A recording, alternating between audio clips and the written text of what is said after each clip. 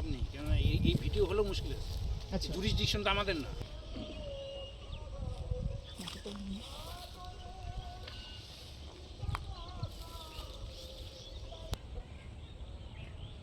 এটা নিয়ে পরে আমরা এই সেটটা নিয়ে নিচ্ছি, বুঝতে পারলি তো?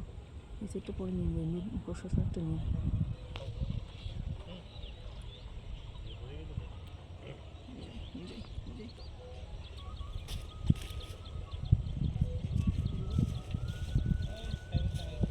অন্য কোনো জায়গা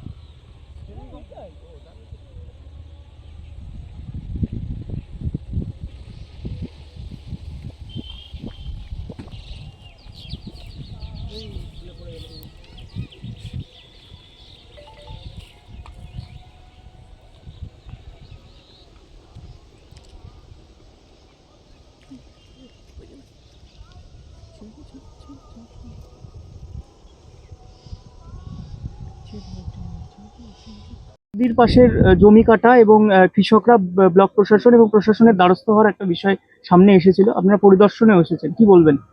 আমরা একটা অভিযোগ পেয়েছিলাম বিডিও হেমতাবাদ নামে অ্যাড্রেস করা, যে জনকের সুজন মণ্ডল তার জমিটা লিজ দিয়েছে মাটি কাটার জন্য, এবং সেই যারা মাটি কাটছে তারা মানে মাটি কাটার ফলে এলাকার যারা অন্যদের যে চাষ জমি আছে সেটাও ক্ষতিগ্রস্ত হবে, নদীতে তলিয়ে যাওয়ার একটা সম্ভাবনা আছে। তার জন্য আমি এসেছি, বিএলও সাহেব এসছে, আমাদের হেমতাবাদ থানারও এসআই সাহেব এসছেন। আমরা দেখলাম, যে দেখার পরে দেখতে পেলাম যে এই জায়গাটা ঠিক হেমতাবাদ ব্লকের জুরিসডিকশনে পড়ে না, ঠিক আছে।